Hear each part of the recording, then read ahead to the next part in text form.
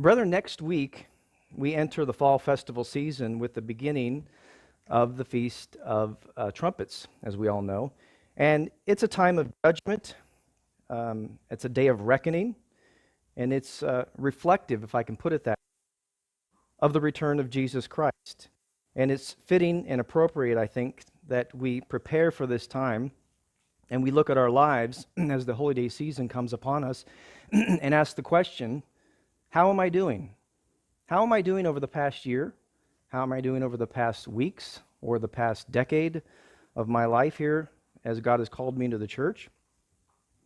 In fact, I'd like to ask you a series of questions today, questions I believe are very important to help us see the kind of improvement that we can make over the next year. So I'm going to ask you, and if you'd like to raise your hands, you can do that.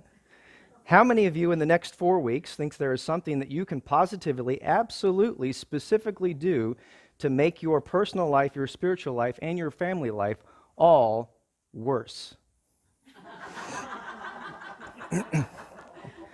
Absolutely. So how many of you in the next 4 weeks thinks that there is something that you can specifically do to make your personal life, your spiritual life, and your family life all better? I think there's all something we can think of. How many of you believe the choice is yours? How many of you believe that every choice that you make has an end result? How many of you believe that making the right choices are your responsibility? Well, I think what you've just told me, based on the show of hands, and we all know this, is that regardless of how good or how bad my past has been, regardless of how good or how bad my present is, there is something that I can do now to make my future better or worse, and the choice is yours. You see, brethren, everything that we do begins with a choice, and every choice begins or brings about a certain outcome in our life. We are who we are in our lives in a large part because of a series of choices that we've made in the past and continue to make on a daily basis. So how prepared we are for the return of the King, for Jesus Christ, is largely determined by the choices that we make on a regular basis. You see, brethren, Christ is coming, and we hope soon. And we need to be ready for that return of Christ. So are you drawing on the circumstances and the experiences in your life to learn the lessons for the life that is to come and to be prepared to be a useful tool in the hands of God? There's a lot of work to do ahead of us. So I want you to take something tangible from this message today, something that you can put into practice right away, steps that you can make in your life so that when Christ the King says, ready or not, here I come, you're ready. Because this is the day that the Jews called, I should say, trumpets is the day that no man knows. We don't know when it's going to come. We think it will be on trumpets, but we need to be ready for that day. So we need to be battle tested. We need to be prepared for the good times by going through the tough times. Because only by going through the tough times, the fire of purification, as we know the Bible describes this as, do we really know how to use the tools that God gives us to fight the good fight and resist evil in our lives. So it's one thing to talk about these things academically, to talk about wisdom in an academic fashion. It's another thing to utilize wisdom in our daily life. It's one thing to memorize the commandments, and it's another thing to actively pursue the intent of those commandments. So I hope that I can encourage you to take these steps that I'm going to provide for you out of the Scriptures and make use of them. I'd like you to turn over to Philippians chapter 4. Philippians chapter 4 today. Here we have this prison epistle of the Apostle Paul, which is full of love and praise for the Philippians. It is a joyful and encouraging message, and in chapter 4, Paul gives us gives the Philippians and thus us a 4-step action plan. And he gives them a way to stand firm in the Lord, a way to practice ideas, concepts, truths that we've hidden away and have stored up in our hearts over the years. And Paul has given us a way to make right decisions in whatever circumstances we find ourselves in. The choice is yours. What choice will you make in the circumstance you're given? Philippians chapter 4 and verse 1, we'll read through verse 4. So as my brothers, loved ones, and longed for, my joy and crown to stand firm in the Lord, beloved ones. I entreat you, Odious, and I entreat Syntyche to mind the same thing in the Lord, and I also ask you, true yokefellow, help those who struggled along with me and with Clement in the gospel, and the rest fellow workers with me, whose names are in the book of life. Rejoice in the Lord always. Again, I say rejoice. In verse 4. So I have 4 action plans. And action plan number 1 is this: rejoice in the Lord. Rejoice in the Lord. Now, what does he mean by that? Well, I think there are 2 other scriptures that can aid us with this. Back in the first chapter of Philippians, in verses 28 and 30, Paul, under inspiration, is telling them that despite the swirling difficulties that may surround them in that day and the enemies that they may have and the persecution that they were undergoing, God had given them, and therefore you and me, something very special indeed. I'm going to read out of the Good News Bible translation here in Philippians chapter 1 and verse 28. Don't be afraid of your enemies. Always be courageous. And this will prove to them that they will lose and that you will win, because it is God's victory. For you have been given, and the King James Version says granted, the privilege of serving Christ not only by believing in him, but also suffering for him. This is a privilege that's been granted to you and to me. And verse 30, now you can take part with me in the battle. It is the same battle you saw me fighting in the past, and as you hear, the one I am fighting still. So you see, not only were we granted the distinct privilege to believe, as he says, and that is a tremendous blessing to have our eyes open to a truth that most in this age don't understand, that we know the power of the gospel, that Jesus Christ in us, and the coming kingdom of God that will be set up on earth. But I think we would all agree that we've been granted the truth, and through the grace that exists in the mercies of God. It's through his mercy that we've been called, nothing that we've done. But we have also been granted another privilege here, and that privilege, not only of believing in him, but it is to suffer for him. To suffer for him. And being granted the privilege of suffering isn't a concept that works in the human mind, but God is not in the business of deception. If he says this is a privilege, then it is. It's a privilege. There are not many that suffer in the name of Christ. There are not many that suffer for following Christ. Only a few have the privilege to suffer for their Savior. Look over at 1 Peter chapter 2. 1 Peter chapter 2, we know that suffering, now being a privilege that we've been granted, is something that we often don't consider. We don't think about it in that way. When we suffer, we tend to, what do you do when you suffer? Complain. We tend to complain. We tend to gripe. We tend to moan. We tend to wail. And we tend to tell everyone else about it so that they can suffer with us. That's what we like to do. But in suffering, brethren, we should rejoice and we should take it patiently. The Apostle Peter wrote in 1 Peter chapter 2, verse 20, for what glory is it if when you sin and you are buffeted for it, you take it patiently? But if when you do well and then you suffer for it and you take it patiently, this is acceptable to God. For hereunto were you called, because Christ also suffered for you, leaving an example that you should follow his steps.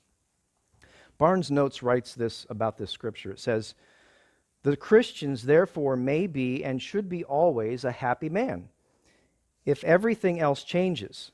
Yet the Lord does not change. If all the sources of all other joy are dried up, yet this is not. And there is not a moment of a Christian's life in which he may not find joy in the character, law, and promises of God. I think it was, I'm forgetting his name. If I can think of it.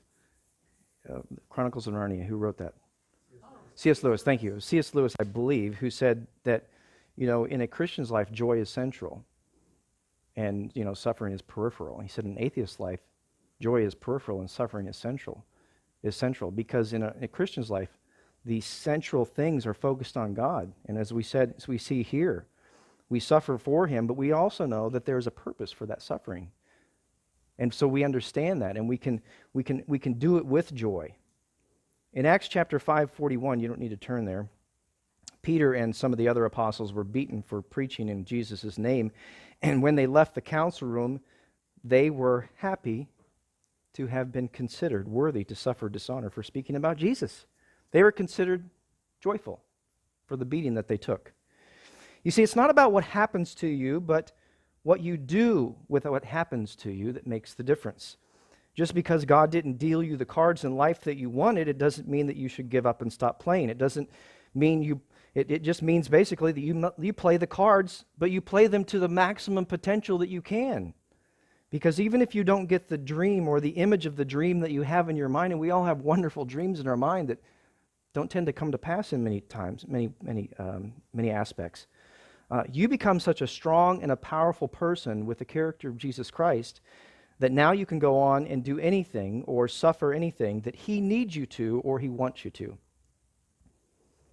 Isaiah chapter 61, verse 10. You can go ahead and turn there. Isaiah 61, verse 10. So knowing again that we suffer things for Christ for a purpose. It's not for no reason. It's for something. It's for an outcome. And it's for a very glorious outcome. Isaiah chapter 61 and verse 10. I will greatly rejoice in the Lord, Isaiah writes here. My soul shall be joyful in my God, for he has clothed me with the garments of salvation. He has covered me with the robe of righteousness, as a bridegroom decks himself with ornaments, and as a bride adorns herself with her jewels. Wow. See, since everything we have comes from God, and he's working with us towards an end goal of such splendor and glory as we see here, and a perfect spiritual body at the return of Jesus Christ, there is no reason to not rejoice in the Lord. We should all rejoice. James chapter 1 and verse 12, I'm going to reference this, says, Blessed is the man who remains steadfast under trial, for when he has stood the test, he will receive the crown of life which God has promised to those who love him. So we wait for that crown of life that's stored up for us. So rejoicing in the Lord always, because he can make all things work out for good. Rejoicing in the Lord because in him I can have all confidence that he will shore up my shortcomings, which we all have them. And rejoicing in the Lord always because all glory comes from him and returns to him. You see, brethren, when we rejoice in the Lord always, then we can be what the second action plan calls for. Philippians chapter 4 and verse 5. Philippians 4 verse 5. Action plan number 2 is be moderate in all things. Be moderate in all things. Philippians chapter 4 verse 5 says, Let your moderation be known to all men. The Lord is near. Let your moderation be known to all men. Clark, in his commentary, writes this about this particular scripture. He says the word, I don't know if I'm pronouncing this right, but the word epikes is a very extensive signification. It means the same as epikia: mildness, patience, yieldingness, gentleness, clemency, moderation, unwillingness to litigate or contend, but moderation is expressive enough as a term. Moderation, says Dr. McKnight, means meekness under provocation, readiness to forgive injuries, equity in the management of business, candor in judging of the characters and actions of others, sweetness of disposition, and the entire government of passions. That's controlling the self. That's governing our own passions. That's a lot of stuff there, isn't it? On what this moderation means. You know, there are times in life when you will get the short end of the stick. And I'm sure you all have got it at one point or another. You drew the short stick. There may not be enough beef on your pizza when you order it. Man, they shorted me on that beef, that pizza. What are they thinking? And you don't notice until you get home and you open it up. You drove 30 minutes to get it, and what are you going to do now? You're going to call and berate them on the phone? Maybe to get a free pizza, I don't know. Some have done that. I know that in McDonald's, a lot of people will go back through the drive-thru and claim they didn't get something just so they can get something else for free. The managers are onto this. They know about all this stuff that goes on. I've seen people throw tantrums for not getting enough alcohol in their drink because their steak is just a little bit undercooked, just so they can get a free meal out of it. Small and petty things. We should want our moderation to be known to all men at all times. And this is a project for any of us, because to have a sweetness of disposition, as I think it was Clark who put it here, to govern the passions takes a tremendous amount of effort and training, but it's one that has to be done for a Christian. Peter puts it this way in 1 Peter 2:1, lay aside all malice, all guile, and hypocrisies, and envies, and all evil words. Put all that aside. Get it all out. You know, psychologists tell us that we move to the strongest impressions in our minds, the things that we think about. That we move in those directions. And if we think negative thoughts, we tend to move to do negative things. If we think positive thoughts, we move to do those positive things, because everything we do begins with a thought. Everything we do begins with a thought. Every thought reaps an action. Every action reaps a habit. Every habit reaps a character. And of course, our character reaps our destiny. Lao Tzu, a Chinese philosopher, once said, a journey of 1,000 miles begins with a single step. And it begins with a single thought. And every action begins somewhere. And our thoughts should be brought into captivity, into the captivity of Jesus Christ. And so our thoughts must begin first and foremost, where? In rejoicing in the Lord. Rejoicing in the Lord, so that we move to that strongest impression in our mind and emulate Jesus Christ in his sufferings, so that we can then be moderate and gentle and kind in all things. You know, when something goes wrong in our life, do we look for someone to blame? Are we fault finders? I know throughout my life, I tend to be a fault finder. That's just the way I seem to be. And it's a struggle for me. I always try to blame somebody else for something. I see that in myself, and it's hard to overcome some of those things. A lot of people like to be fault finders, like there's some reward in it, you know. Like I get I mined a Bitcoin. I get a reward I get a reward for that. So if I find a fault, I get a reward for it. You know, society doesn't build any monuments to fault finders. There's no gold ceremonies for negative Nancys. Sorry if your name is Nancy, but negative Nellie. So we don't see any monuments. You know, you can go out around Fulton, around the world. You're not going to find any monuments to people that are finding faults for others. When something happens to you, to me, do we look for others to blame? You know, it's your wife's fault. It's your kid's fault. It's your brother's fault. It's your sister's fault. It's your dog's fault. It's your cat's fault. Sometimes it is, but usually not. It's your neighbor's fault, your doctor's fault, it's the dealer's fault. It's always somebody's fault but your own. I remember a story that I heard years ago, and I may butcher this, but there was a story of this lady who was sent to this seminar. And she wanted to talk to the speaker before they went to the seminar, and she was saying, sir, I really need to talk to you because my work situation is so awful. I have to get out of it. I don't know what to do, but I really have to get out of this work situation. People are so terrible at my work. They are so awful. I hate my job. I really, really hate my job. And so he listened to her, I think for about 5 minutes, and he realized what was happening here. And he said, ma'am, he said, I've got to go on, I got to talk, but I'm going to ask you if you would take out a notebook, and I'm going to ask you to write some things down. And so she stood there and stared at him. He said, no, really, I want you to take out a notebook, and I want you to write some things down. Okay, so she took out a notebook. He said, now I want you to write down what you like about your job. And she stared at him. And he said, no, I really want you to write down what you like about your job. Fine, I'll write down what I like about my job. What do you like?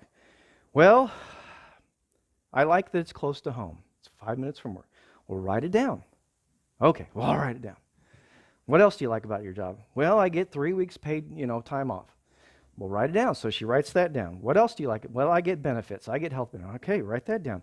And he said after about 5 minutes, they came up with about 20 things that she liked about her job. And he said, now I want you to go home. And he said, I want you to, instead of saying what I like about my job, he said, I want you to read through those things. And he said, I want you to say, this is what I love about my job. Fine, I'll do it. So she went home and she did what he asked her to do. And she ends up going to a seminar by him maybe 6 months later. It was something like that, maybe 3 months. I've kind of forgotten. And she ran up to this gentleman. She said, oh, I just want to thank you. I want to thank you so much for your advice. She said, you won't believe how much people have changed at my work. People have changed so much. I love where I work. I love my job. And so what it came down to, it really wasn't about, what was going on. It was about her perspective and the way she saw things. And she stopped placing blame on others. And so when it's always someone else's fault, the question is, how do you change them? And the answer is, you don't change them. You change yourself. And that's what she did. She changed herself. And all of a sudden, she worked at the best place in the world. She loved her job. And when you change you change from being a fault finder to a good finder. And that's when your world begins to change. Someone once wrote, God said to build a better world, and I said, how? With such a cold and lonely place, and I'm so small, and it's so useless, and there's nothing I can do, but God in all his wisdom said, just build a better you. Peter echoes this thought in 1 Peter chapter 3. You can turn there. You can keep your place here in Philippians because we're going to use this as our anchor point for every point.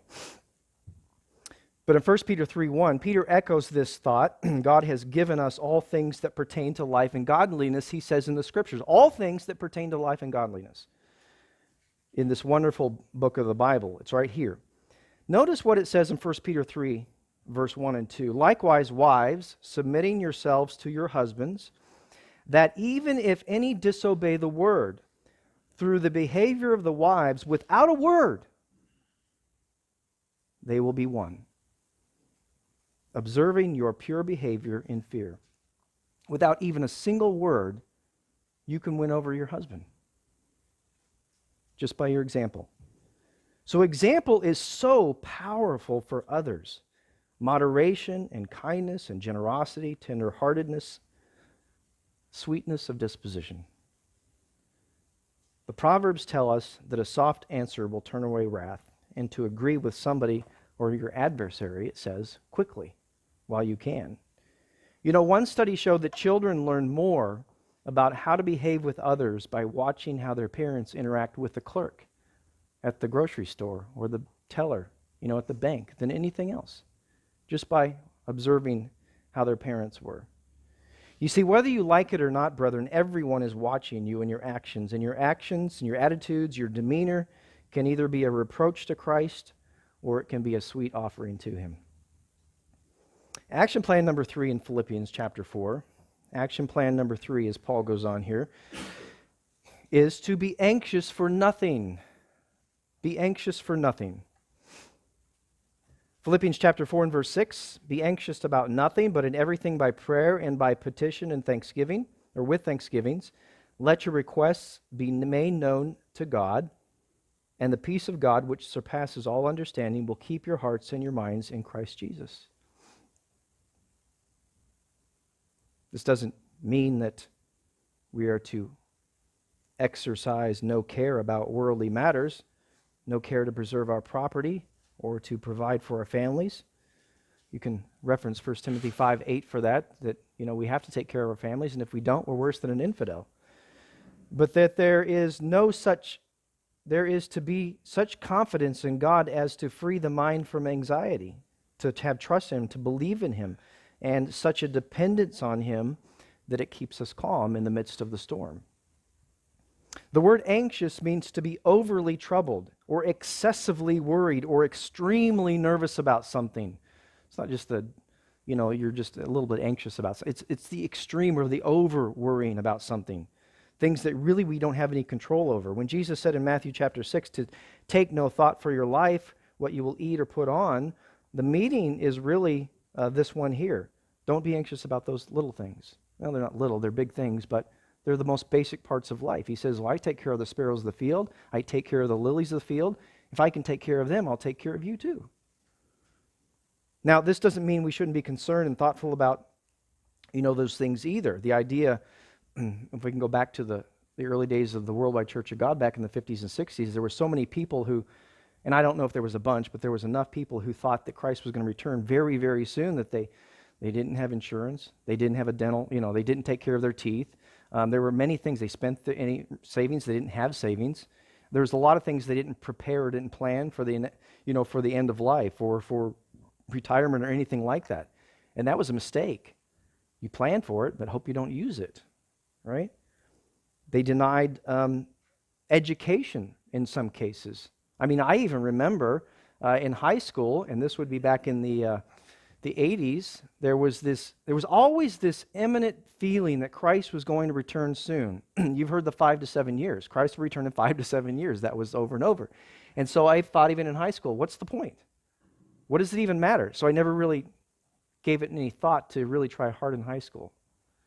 And that was a mistake.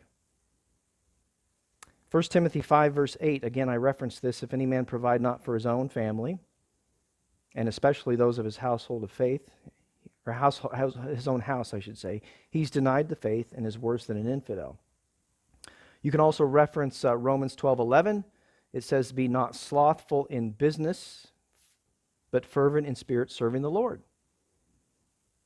And in Proverbs 6:6, it says, go to the ant, you sluggard, consider her ways to be wise. It has no commander, overseer, or ruler, yet it prepares its food in the summer. It gathers at the harvest what it will eat. How long, you sluggard, will you lie there? When will you rise from your sleep? A little slumber, a little folding of the hands to relax. Oh, and your poverty will overtake you like a robber. Don't be like the sluggard, be like the ant. In 1 Thessalonians 3:10, for even when we were with you, this we commanded you, that if any would not work, neither should they eat. So we need to be doing something. But you see, being anxious for nothing does not mean that we aren't concerned about anything. It means doing our best, letting God make up the difference while we seek out truths and the ways of God, just as we would for hidden silver or treasure or precious gold, even as the Proverbs makes that comparison. You see, brethren, if we do the best that we can do, thank God for everything we have, let him know our needs, which he wants to know, then there's no need for anxiety or anxiousness. The truth is that you were designed for accomplishment. That's what God put you here for. You were engineered for success. You were endowed with the seeds of greatness, and you are fearfully and wonderfully made. You were born to win, but you have to have a plan for winning. What is winning? In this context, what is winning? Well, the truth is that I think we all basically want the same thing. We all want to be miserable in life. No, we don't want to be miserable. We all want to be happy. All of us want to be happy. I've never heard anybody say, I just want to be miserable. Oh. No, nobody says that. Everyone wants to be happy. Everyone wants to be healthy. They want to be reasonably prosperous. Some people want to be unreasonably prosperous, if that's the thing. Some people will tell you that money is the root of all evil, and they are completely and utterly wrong. I am convinced that if Abraham, Job, and Jacob, were here today, they would amass more wealth than, who knows, maybe the whole church put together, the whole church of God put together. They were very wealthy men. Who gave them the wealth? God did. He gave them that wealth. Now, I can tell you, being in a situation of not having any money, and I think you've all been in this place before, when we first start out usually in our life, when we got married, my wife and I, we didn't have any money. I mean, I had $8,000 that I actually had from my loan for college. when I graduated. I had $130,000 in debt, I believe. And I took part of that loan money, I kept it, and I started my business. And Carol went to work and supported us until we were able to create a business and to make it grow into something that was worthwhile. So not having any money and then having some money, it's definitely better to have money than to not have money. I think you all know that. But neither wealth nor poverty are godly or ungodly. The Bible does not say that money is the root of all evil. It says that the love of money is a root of all evil. So there are several roots to evil, and the love of money is just one of them. But everyone wants to have money. Everyone wants to be secure, have peace of mind, have good family relationships, and they want to have any hope, or they want to have hope, I should say, that the future is going to be even better. I think we all have hope that the future is going to be better than what it is today, even as good as it could be now, or it is now. We want it to be even better. Now, what part does hope have to play in all of this? It really is the thing that keeps us moving forward, and that is hope. John Maxwell said, if there's hope in the future, there's power in the present. There's power in the present if there's hope in the future, because, brethren, there is power in us to change. Who hopes to be a better person? I think all of you hope to be a better person tomorrow than you are today, next year than you are this year. Hope should drive you to be better. How happy could you be if you had no hope? How healthy could you be if you had no hope? How prosperous could you be if you had no hope? How secure are you without hope? How many friends would you have if you were always the type of person that was always moping and griping and complaining?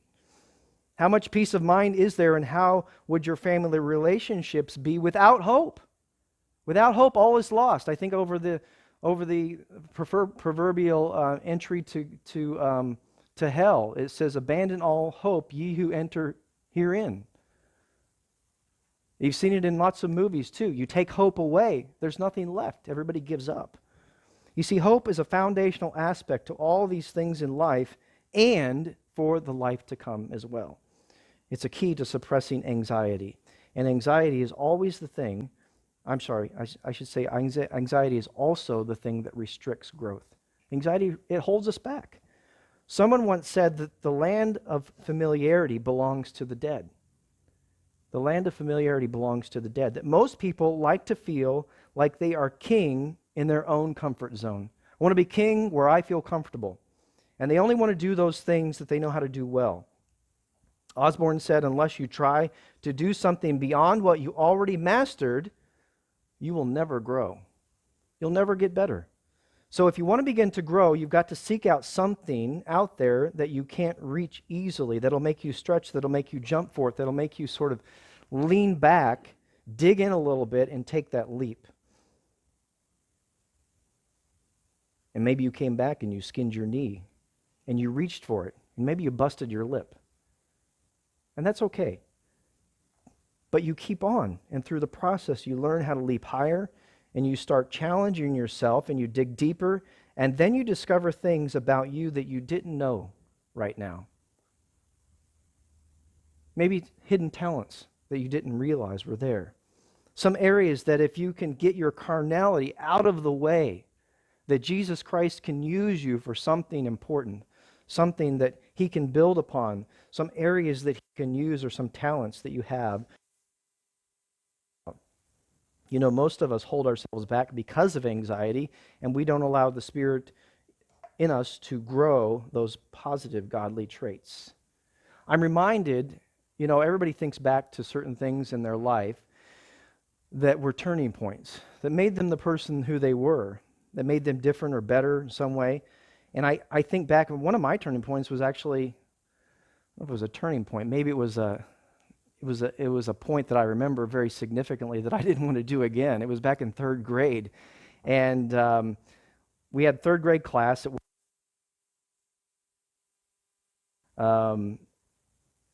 were going to have it was a news telecast, I guess. We were going to mock a news program. So they had a news anchor, they had a weatherman, and they had a sportscaster. Oh, I wanted to be the sportscaster because I really liked baseball, football. This was third grade. And so I was chosen for that particular assignment. And I thought, man, this would be a cinch. I love sports. This is so easy, so simple. And so all the third grade classes got together in our class. So I don't know, we had 90 kids in there, something like that, 80 kids in there. And I had it all written out on cards. It was so simple for me. I think it was Stephen did the regular news anchor cast, right? And he goes, after that, he goes, over to you, Brian. And so he goes over to me, and I'm like,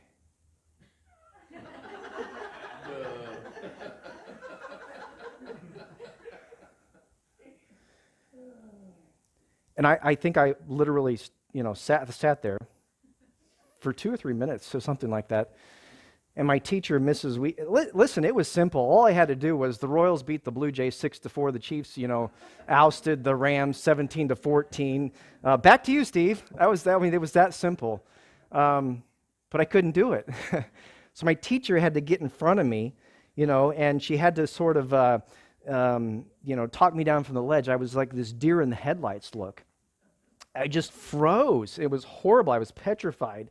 And I don't remember actually if I even said it or not at this point. But man, so now and it's hard to believe it was only the span of time. So we're going from third grade to freshman year in college.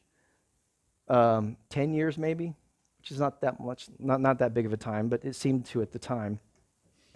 So after the feast, we were in speech class, and we were assigned an impromptu speech. I had an impromptu speech assignment, and if you don't know what an impromptu speech is, that's where you basically say anything that comes to your mind on a moment's notice. So some people it's no big deal. For me, it is a big deal. I once had a dream many years ago that I was at the feast. It was so real, but I had a dream I was at the feast, and I was given a sermonette assignment at the last minute, I think it was. And I didn't know what to do. What am I going to do? And I saw Tom was in my dream. So I ran over to him. I said, what do I do? And he goes, here, give me your songbook. I don't do it on this. No big deal. It was like, no big deal. Just pick a song and do it on the song. I was like, you can do that. I can't do that. We can't do impromptus. Anyway, back to my sophomore year. So I'm supposed to give this topic on the most valuable lesson I learned at the feast. So I come up, I'd come up to the lectern, and it was deer in the headlights again. It was third grade all over again. And it was like for 3 or 4 minutes, and Mr. Tate, the teacher, finally comes up and he stands right in front of me and he blocks the whole class off. And he talks me down from the ledge. I was in third grade. And he finally talked me down. I got over that. And that was it. So I was able to improve. So fast forward to my sophomore year, for the next year. And I wanted to get better. I had so much anxiety, but I wanted to get better at things. And so they had opportunities to do song leading, for the students at the brunches on Sabbath. And so people would stay and we'd sing songs. And so you get a chance to lead 2 or 3 songs. I've kind of forgotten now, but and they were pre-selected. So I put my name in the hat. They called me up. I was up there on stage, and I had already picked my person in the audience who was going to call out the songs, because you were supposed to call on people. I wanted to control the situation. So Joey and his friend Sarah were there, who he ended up marrying. And I said, listen, you can pick any song you want. I said, but don't pick a song that starts with an upbeat. I said, don't pick a song that has a bird's eye, right? And don't pick a 3/4. I said, I can't lead those songs. I pick a start with a downbeat, pick a 4/4. No, bird's eye. Great, fine. Okay, so I get up there, and who wants to request a song? Joey raises his hands. I said, Joey. He goes, I don't know, turn to page number 89. I turn to page 89. I look at it, and I got this bird's eye staring right up at me. It's a 3/4. And what was the other thing I didn't want? It started with an upbeat. Everything I didn't want, he gave me. And I was so nervous, and all I saw was they were just laughing away. Thought it was so funny. And so I pulled back, I dug in, and I let it go. And I led the song, and it was a big moment for me because it was the moment that I realized I can do this. That was the big thing. So, what is anxiety holding you back from? What is it holding you back from? I like the line from the movie What About Bob when Bill Murray says this. He said, "You know what I do?" He said, "I treat people as if they were telephones. If I meet somebody who I don't think likes me, I just say to myself, Bob, this one's just temporarily out of order. You know, don't break the connection, just hang up and try again." I love that line. Because it's so much anxiety when you meet new people. Well, are they going to like me? You know, am I going to be nice? There's so much surrounding that. So take that as an example of Bob. So let us all pray and make an effort to be compassionate, to be complimentary, to be caring. But whatever anxiety is holding you back from, dig in, push yourself to grow in the Lord. So how are you putting yourself out there? How are you growing in order to rejoice in the Lord and leaving the rest to Him and putting your anxiety aside? Action plan number 4, my last one here, is from Philippians chapter 4 and verse 8. Action plan number 4 is think on the good, the clean, the pure, the powerful, and the positive. Philippians 4 verse 8, "For the rest, brothers, whatever is true," he says, "whatever is honorable, whatever is right, whatever is pure, whatever lovely, whatever of good report, if of any virtue, and if of any praise, think on these things." Think on these things. I want to tell you, brethren, that if you want to be ready for the return of Christ, it all begins in the mind. There is a change that takes place at baptism, and the old man is put to death, and the new man raises up, or is arisen from that watery grave. And in the new man, there is new soil. All new soil, fresh and fertile, and just waiting to grow whatever is planted in it. The mind cares not what you plant, but it will grow what you plant. And if you drop in the good, the seeds of good, it will grow the good. And if you drop in the pure, it will draw the pure. If you drop in the bad, it's going to grow the bad, the weeds. And so we have an uphill battle every day because Satan's transmission system is always running and the carnal mind is in tune with it. What we have to do is tune out of our wavelength, of our mind, of that wavelength, and into the wavelength of God. You know, research tells us that 80 to 85% of daily thoughts that we have are negative in nature. That's a staggering amount. We all have self-talk. Well, you may say, well, I don't talk to myself. That's what crazy people do. We all talk to ourselves. Maybe we're all crazy, I don't know. But as you came in today, you may have thought to yourself or said it out loud, man, this rain is just making everything slippery. Oh, I got to get out in this rain. I'm going to be wet. My hair's going to be ruined coming inside. Why don't they fix that pothole in that road? What's wrong with that driver? Why is he driving that way? He must be texting. He's ridiculous. What an idiot. All of this self-talk, all this, when you come in, I know different places you may go to the feast and you may say, I didn't get the chair that I wanted. I wanted to sit right there. Why is he sitting there? And I want to sit in front because the speaker's looking at me all the time. All these negative things, I'm so tired, I got to go home, I got to rest. I got to get my nap in. I'll never get my homework done for the next week when I'm gone for the feast. How am I going to do it all? What does he mean by that statement? Was he talking about me in that example? How dare he? It goes on and on like this all day long. Most of our self-talk is negative. And so when we're at church, it's easy to talk in negative terms in nature. Well, we don't want to do that. We want to practice these things of being positive as much as we can. The first significant interaction of our day has more power over our dispositions than the next 4 or 5 interactions. Now you think about that. What is the first thing that you hear or do in the day? It's more powerful than any other 4 or 5 interactions. Is the first thing to turn on the negative news? Or is the first thing to turn into the Bible? The first thing you do may be to get in touch with God with prayer. Those should be the first things we do in the morning, to focus on Him. Positive beats negative every day of the week. So when we plant the seeds of Philippians chapter 4, verse 8 in our fertile minds, those are the things that will grow. And Paul knew that even in a negative world, we should seek out those things that are lovely, are pure, are powerful, and are positive.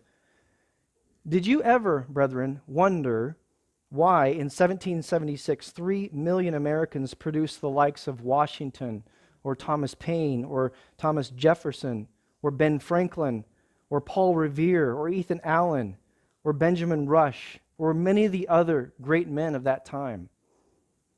And today, with a population of, what do we have, 330 million or so, we've produced what? You fill in the blank. Do you believe that the production of those great men is because of what went into their mind? What they were taught, what they read, what they directed their minds to, the disciplining of their mind and their body? Do you believe that what you are taught has anything to do with what you believe? What you read, does it have anything to do with what you believe? Do you think that what you believe has anything to do with what you do? And do you think that what you do has anything to do with where and who you are today? Let me tell you what these men were taught. According to Thomas Jefferson Research Institute, in the 1770s, over 90% of all educational thrust was a moral, ethical basis, faith basis education. Solid foundational ideas. Not what you see in schools today. I think even my wife, homeschooling Faith, has seen a vast difference in the last 2 weeks with her than we've seen in the past couple of years at school. Way different. That is what all of these great people, or so to say, that's why all of these great people came out of so few. Now, I think God had his hand in it, but God's ways bring blessings in themselves because of the good effects that they necessarily produce. Do you think a nation that obeys the Ten Commandments would be happier and more prosperous than a nation that didn't? Rhetorical question, of course, we know. Do you think that an individual that obeys the commandments would be happier and more prosperous than an individual who doesn't? On par, yes. Absolutely yes. With the exception that God may have a specific reason for not permitting the physical prosperity for his purposes. But it all is for the good in the end, nevertheless. You see, brethren, the Bible and all the truths contained therein provide us the seed for planting in our minds all that is good and pure and powerful and positive. What do you get when you look at all the negatives and the what-ifs and maybes and oh-nos? Well, this is what you get. I knew it! I've done that so many times. I knew that was going to happen. Well, congratulations. Let me stand on the podium for prognosticators of negativity. Me being prime example. I get that. It's hard. I didn't get a medal for that.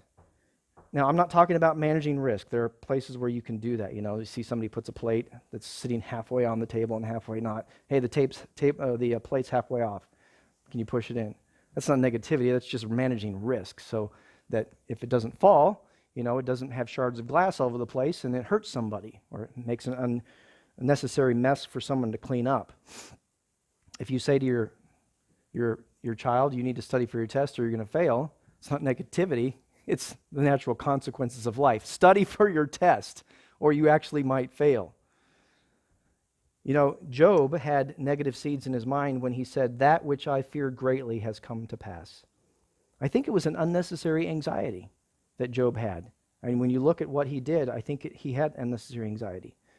And even though it happened to him, there was nothing he could do about it. Nothing. God was in control from the beginning.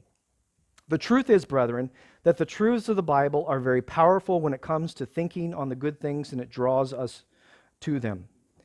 You see, brethren, what the world sees as nonsense and garbage in the Scriptures, as refuge and foolishness, is the wisdom, the pure, the righteous, and the lovely. And there is nothing more powerful than the book that you hold in your hand with the truth that is expressed in them. So what seeds are you planting today? Is it the lovely, the righteous, the pure, the virtuous, the praiseworthy, the powerful, and the positive? So I've given you 4 steps that you can take today, tomorrow, next week, and next year to prepare for the return of the King. Number 1, rejoice in the Lord. Number 2, be moderate in all things. Number 3, be anxious for nothing. Number 4, think on the good, the clean, the pure, the powerful, and the positive. And brethren, I believe if you'll take these ideas, you'll plant them and you'll cultivate them, that when Christ says, ready or not, here I come, you will all be ready.